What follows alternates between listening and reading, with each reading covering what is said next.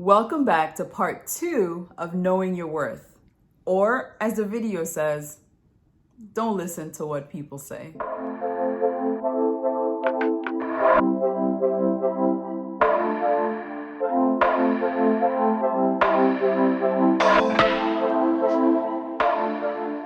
I have to admit that this was not an easy topic.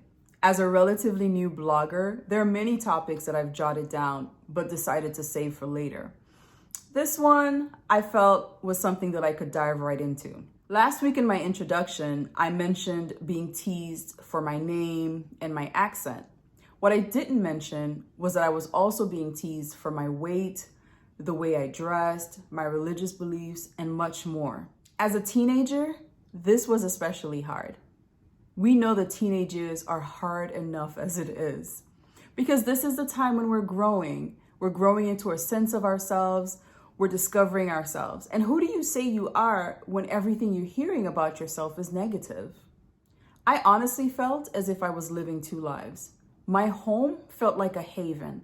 I knew that I was loved by my parents, my brother, my grandmother. However, every time I left home, I knew what I was going to encounter. And that was a lot of bullying and a lot of negativity. And let's be honest, many of the things that we face as teenagers follow us into adulthood. And for me, I became a shy person. I became withdrawn. I was afraid to speak up because I was afraid that I would say the wrong thing. In high school, I wouldn't raise my hands even if I had a question, even if I didn't understand the topic.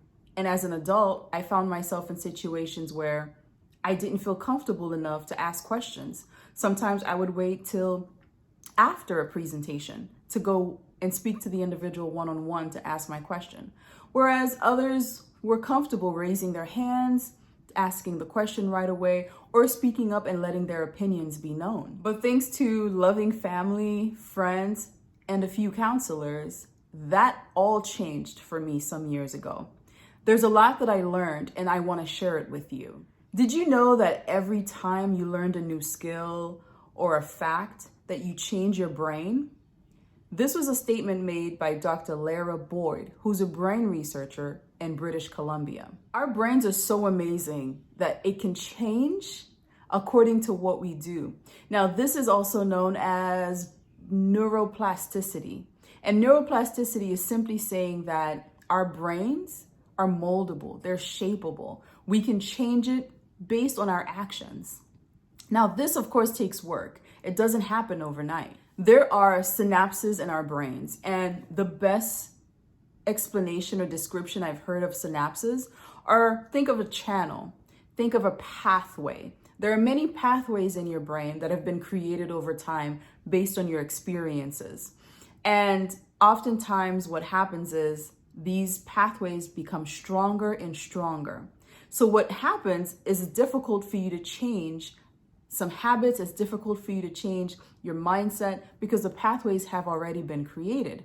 However, what I'm discovering and what I learned is that you can create new pathways by introducing new ideas, new facts, new thoughts. In addition to positive affirmation, I believe it's important to surround yourself with people who have your best interests at heart. I would hate to think that you take the time to affirm yourself, to boost your self-confidence, only to be surrounded by people who are going to knock you right back down.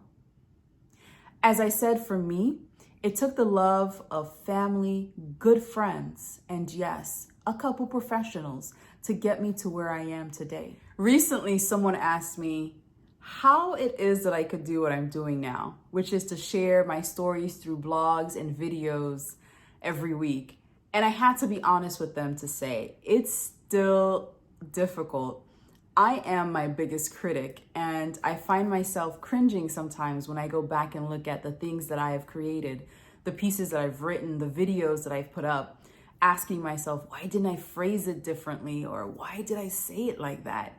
And so I recognize that I'm a work in progress. I believe that we're all works in progress. We're all working towards something. We're all striving for something. What's important is that you've started the process of becoming this person that you would want to be, your best self.